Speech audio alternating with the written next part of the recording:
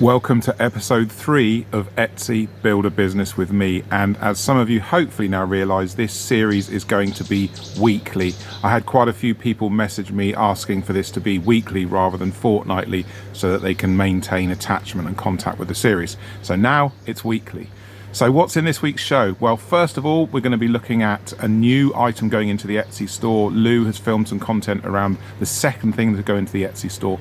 And I'm going to be talking to you a little bit more about the items that are going to go into the store over the coming weeks, and also the prices of those items.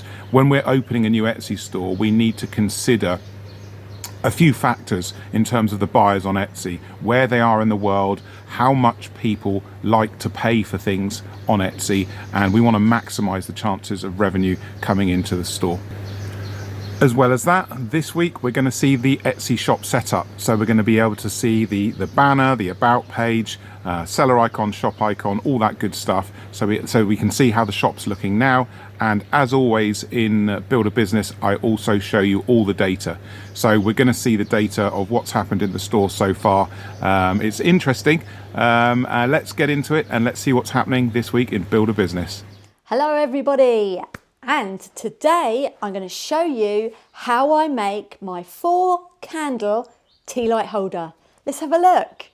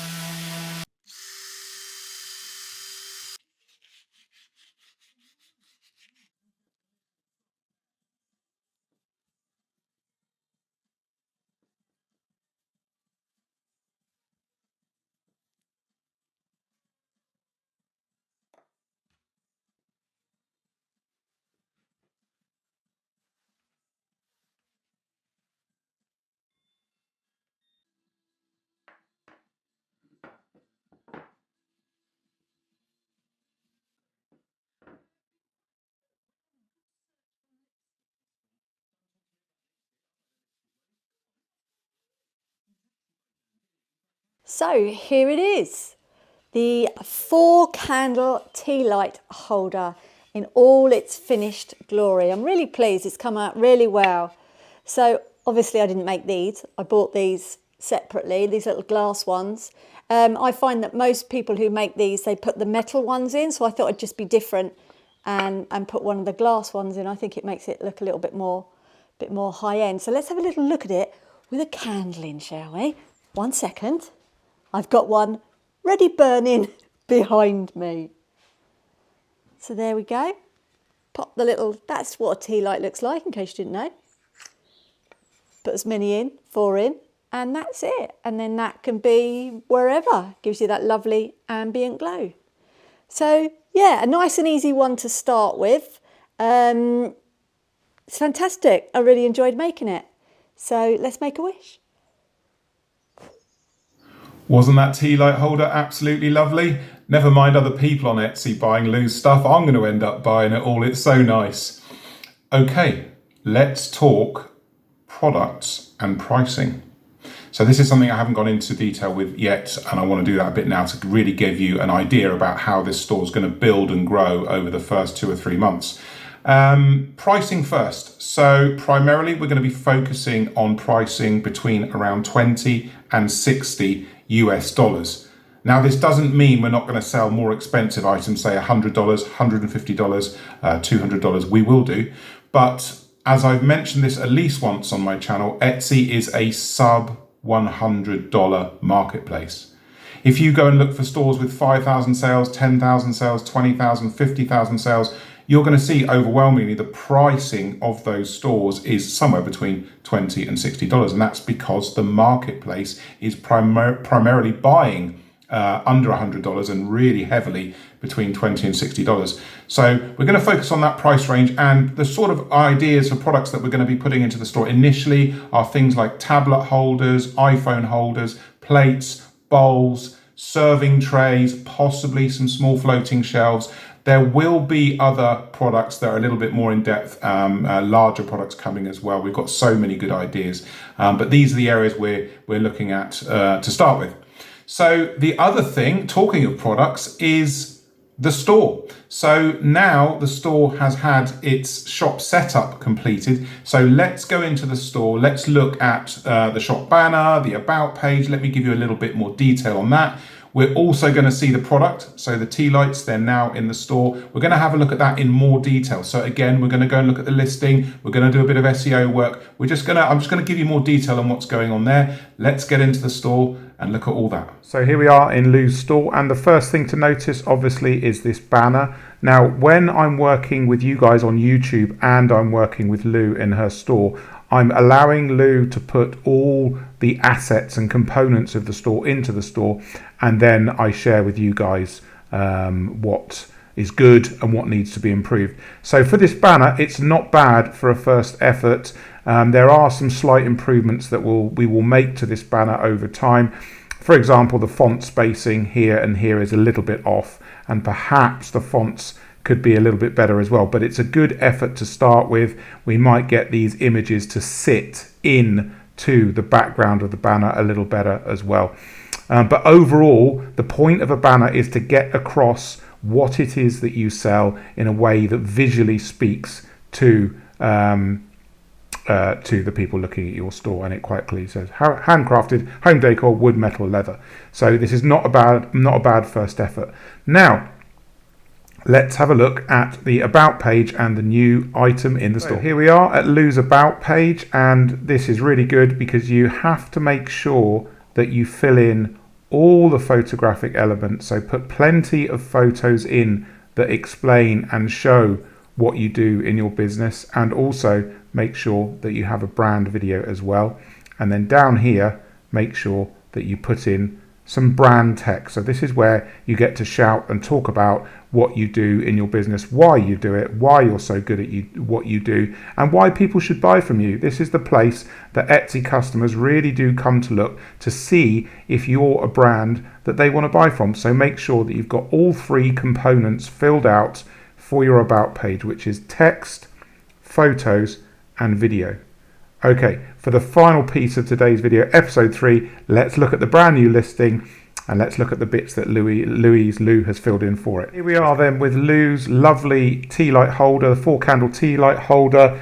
It's an absolutely lovely product, and I'm so pleased to see it in the store. So let's look into the listing quality. Let's see what she's done, and let's see what we can improve so that we can all learn more about how to make better listings. So first things first, the photography. It's really good. It's really good. You've got the image front and center. There's not too many distractions behind the candles. Let's go to the video, and I think this is really good. So what you want to see in a video is the product in use. I keep telling you guys, show the product in use. Don't sort of have jewellery going around on teacups in light boxes and things like that. We need to show the item in use. So this is a really, really good example that Lou's done here, showing the best of the product with the tea lights lit inside. Brilliant. Let's just carry on through these photos.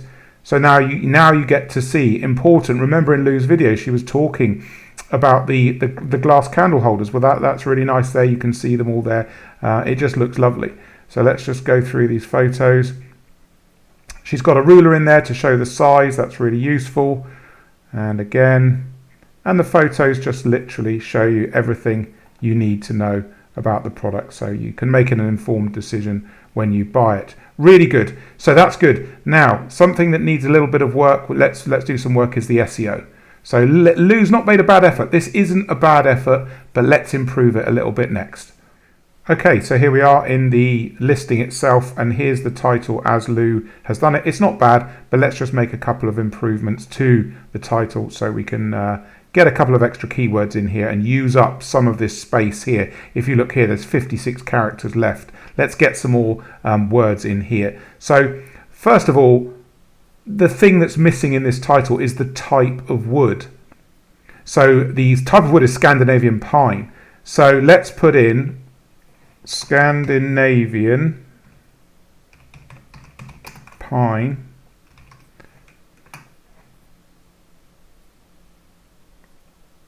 wood, and then let's just get rid of that and make tea light candle holder, and capitalize the first letter of every word. It just looks so much nicer inside the listing. For Scandinavian pine wood tea light candle holder. Now we've got rustic wooden tea light holder. So I would change this to something like rustic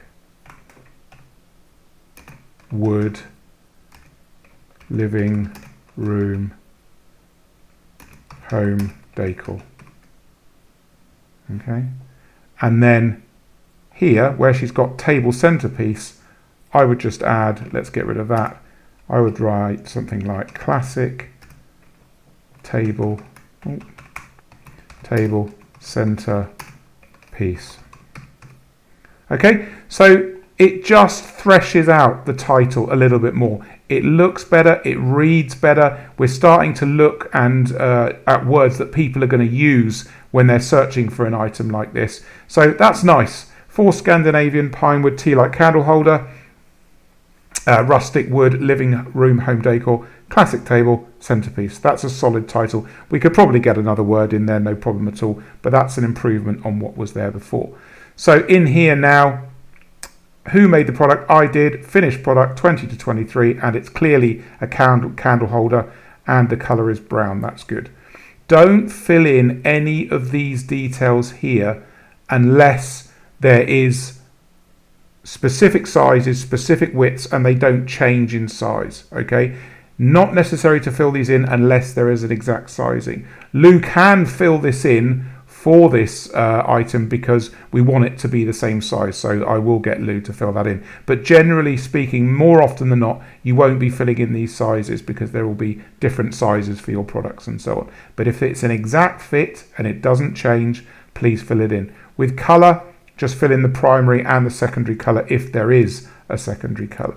Okay, so when you get to here, style, occasion and celebration, only fill them in if they are absolutely bang on. Okay, so occasion, we won't put housewarming because it's not specifically for a housewarming, so we don't really want that in here, so let's remove that. Okay, country and farmhouse. Yes, this style is country and farmhouse. I don't use these often, but that is actually true. So we will have that in there as a style. Celebration is blank. And then in the rooms, put what rooms you can use the item in. Renewal option is always automatic. And product type is physical because it's a physical product. In here, this is Lou's description. Beautifully handcrafted tea light holder. These make simplistic natural centerpieces for the dining table or placed around the home for that modern touch to your home decor. Finished with a natural wax finish. All the wood is responsibly sourced, certified, sustainable North Scandinavian pine. Little return there.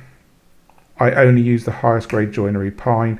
Just making it easier to read. You see what I'm doing here? Just spacing it out. That's actually a really good, simple product description that sells the item. In here, underneath here, when she's got more items, you can put section and store links. So these are two links that you can add later. Of course, there's no production partner because Lou makes everything herself. Now, here, this is a common area of mistake for Etsy sellers. You have to fill in all the tags and make sure that every single tag is filled in. So let's do this now. Let's put all the tags in. So here we are with the tags. I've filled these all in, and remember it's the who, what, where, when, why. So try to answer these questions in the tags and give a nice selection of words that people can relate to when they're purchasing and looking for items. So these words, it doesn't matter what order these words go in. I've just put these in now just to show you how to do it. All these words Etsy will combine according to what Etsy needs. So if it needs one word from here, kitchen, and then one word from here, decor, it will combine the two. Don't worry where these tags are. So have a look at those tags. They're the tags there for this listing, the tea light holder. And then underneath, Lou has put here the materials. Now only put in the materials that apply to the listing once. So we've got a few things in here we don't need. It's Scandinavian pine, so we don't need pine. It's Scandinavian pine, so we don't need redwood. We don't need Scots pine, but we do need glass and wax. And this is just a thing for me. I like to capitalize all the words so that it looks neater and more professional when you're presenting your products for people to buy. Scandinavian pine, wax, and then of course glass for the holders for the tea lights. Hope that makes sense. Tags here, materials here, then obviously you fill out the price, and when you come down here I'm going to put more than one in stock. Remember, this is what I always teach. So I'm going to just change this to a couple more in stock so that Lou, in case she makes a sale, doesn't run out of stock. So 3 in stock, but ideally that needs to be 20. This will be changed shortly. There's no variations, there's no personalization, and now you have your delivery options, what you'll charge for delivery. And Lou is doing free delivery, so that's fine. And then down here, I think that's about it. You don't need to fill in the tariff number here. You would fill this in on your customs form. And then here, Lou has got a standard 30-day return and exchange policy, which is great. And that is actually, if possible, if you can accept the standard boilerplate policies and exchanges, that's good for customers because they have more trust in your store. So I hope all that made sense. Let's publish this product and see how we are.